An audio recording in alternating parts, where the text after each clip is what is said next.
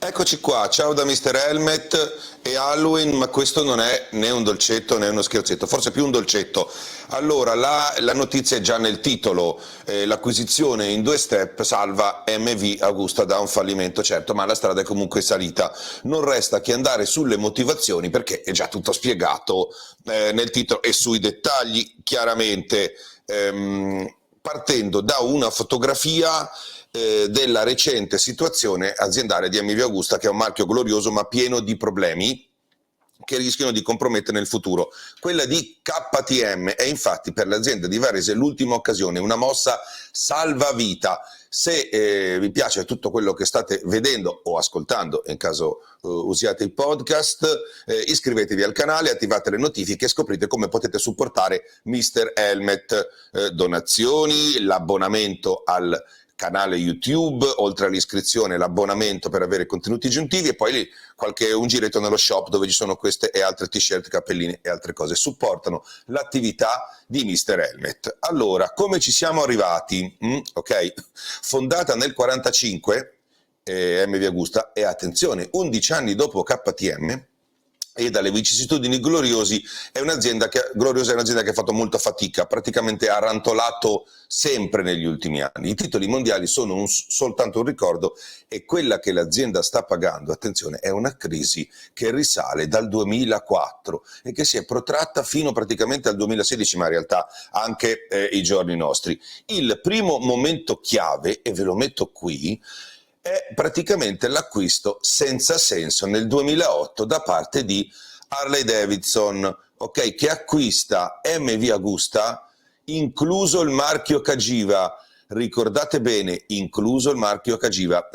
Capirete poi perché sono così insistente su questo tema. L'acquista per 70 milioni, ce ne mette altri 40, costruiscono la F3 disegnata da Mascheroni, e poi la rivendono per un euro simbolico.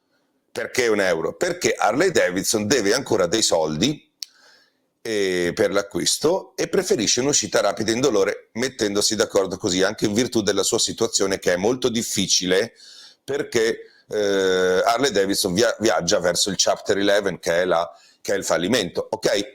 Dopodiché, attenzione, arrivano i tedeschi.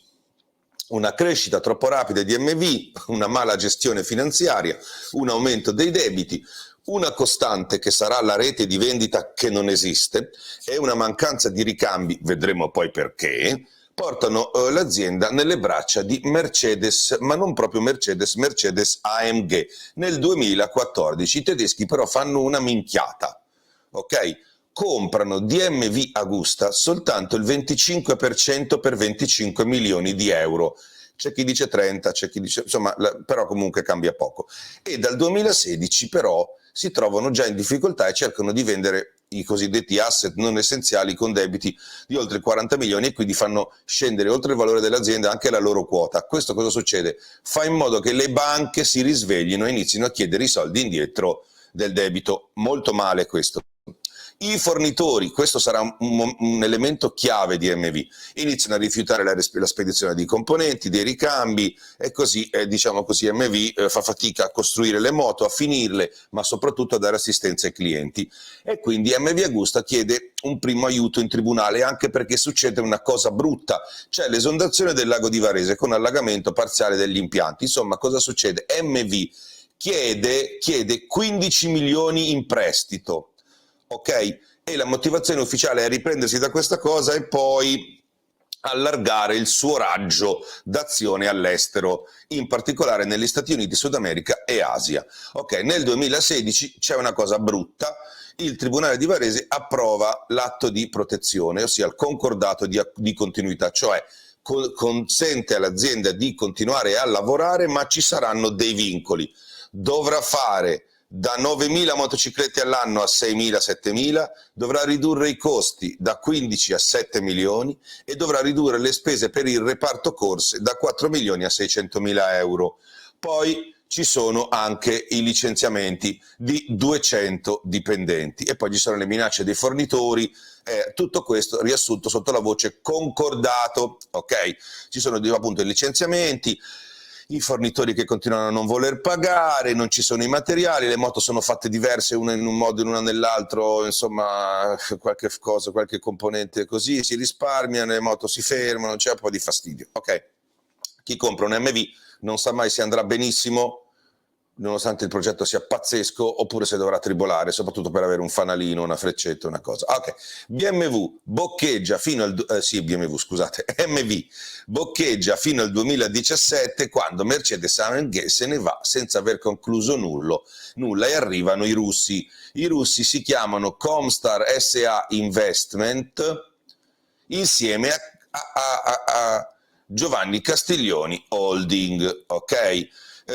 Comprano il 25% di MV, mettono 40 milioni, riorganizzano un po' le cose, lanciano nuovi prodotti e dicono, insomma, dichiarano di essere tornati in utile, ristrutturando un pochino forse la rete vendita, che è il punto debole storico di MV. L'aumento del capitale viene fatto da GC Holding, che è appunto Giovanni Castiglioni Holding, e Comstar Invest SA, che è un fondo del gruppo anglo-russo Black Ocean di Rashid Sardarov, che di mestiere fa petrolio, petroliere, tubi, condotti, oleodotti, menate, ha 4 miliardi di dollari, ok?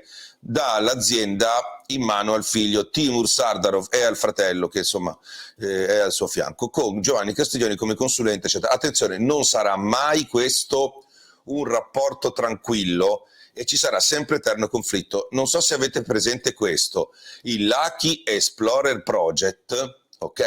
È una moto erede della Cagiva Elephant, che però, guardate bene, non porta il marchio Cagiva perché c'è un contenzioso fra i russi e Giovanni Castiglioni. I russi dicono: l'abbiamo comprato insieme all'azienda come aveva fatto Harley Davidson e Mercedes.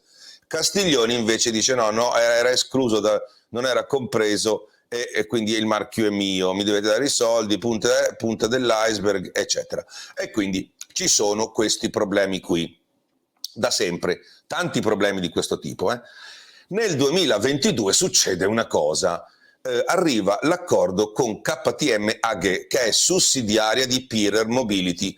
Cosa succede? Cosa fa KTM AG? Si incarica di risolvere uno dei grandissimi problemi di MV Agusta, che è quello della rete vendita, ok? E quindi dice: va bene, facciamo un accordo e vi distribuiamo noi le moto in Canada, Stati Uniti e Messico, dove voi non avete negozi. Ok, è un semplice accordo di distribuzione, ma il Pac-Man arancione, diciamo così, ha come abitudine quella di entrare nelle aziende come distributore e poi mangiarle, come nei videogame, ok? E quindi cosa succede? Che KTM si rivela interessata ad acquisire la MV Agusta 100% nel 2024, passando da una maggioranza nel 2023, ok? Questo, quindi iniziando subito con una maggioranza e poi il 100%. Allora ci sono un po' di cose da sistemare. C'è un concordato preventivo di lungo corso del 2016, la due diligence da portare avanti, i casini aziendali che rendono le cose insomma comunque complicate, poi c'è un ritardo cronico nel pagamento ai fornitori e ai ricambisti che lavorano male, poi c'è un braccio di ferro su vari temi, vedi la storia di Cagiva, c'è una valutazione delle capacità industriali da fare, perché insomma tu devi anche capire che devi comprare un'azienda, devi stabilire un prezzo e quindi ci vuole un po' di tempo, però l'idea è quella di fare di pulizia negli organigrammi aziendali e nella dirigenza, dove ci sono un po' troppi amici degli amici, con una campagna acquisti fatta anche di manager superstar che però non performano perché non riescono all'interno di questa azienda come facevano nelle aziende precedenti. Bisogna ridare credibilità a un prodotto che è ottimo, però è viziato dai rapporti con i fornitori, i ricambi eccetera, quindi poi bisogna riorganizzare veramente il marketing e la rete vendita. Allora, secondo alcuni la produzione rimarrebbe in Italia, ok, mentre tutto l'aspetto gestionale andrebbe in Austria.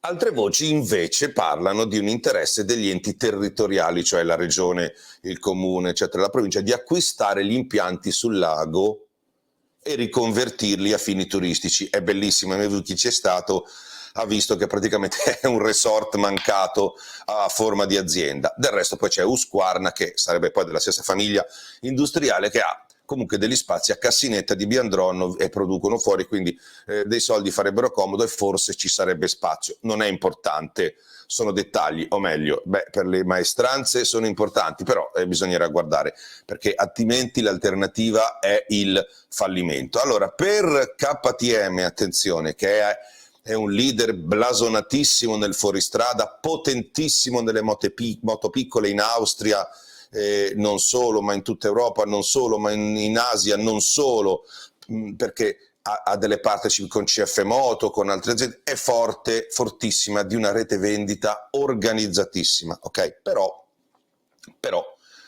metterebbe finalmente le mani su un marchio sportivo, stradale e da pista di reale e indiscutibile prestigio MV Agusta, con titoli mondiali vinti, una storia, una credibilità stradale soprattutto da pista, cioè un'azienda che non ha niente a che fare con la stradalità di KTM, altro che gas, diciamo, no? Una MotoGP MV Agusta, anche se sarebbe una KTM, comunque sarebbe più credibile e sensata e farebbe gola anche a Dorna, ok? E come potrebbe, insomma, quello che sembra una Anschluss, cioè una annessione alla tedesca, diciamo, per ricordare qualcosa di doloroso, di un competitor impotente che è ormai morente, alla fine, bisogna dire la verità, è una mossa che è buona per tutti, ok? È utile. L'alternativa con la situazione attuale di MV, ma anche dei mercati, della situazione, insomma, delle contingenti, la crisi che abbiamo, le moto che non si vedono, insomma, è quella di fallire per davvero questa volta, una volta per tutte, altro che concordato, l'euro simbolico, eccetera. Insomma, di marchi gloriosi finiti nei cassetti degli avvocati ne abbiamo visti fin troppi, non credo che sia il caso, che sarebbe bello vedere anche MV. A proposito, come potrebbe essere una MV MotoGP? Io dico che potrebbe essere bellissima, no? A me non dispiace. E ringrazio per questo disegno Lila Hawks, Aylaila, che è una grafica molto brava e molto esperta di notizie di mercato, che ringrazio per avermi realizzato questo render. Scusate i troppi loghi di Mr. Erde, ma qui si fregano tutto. Vi è piaciuta la notizia? Non è uno scherzo di Halloween e quindi vi saluto, vi ringrazio. Supportate e sostenete Mr. Helmet. Ciao a tutti.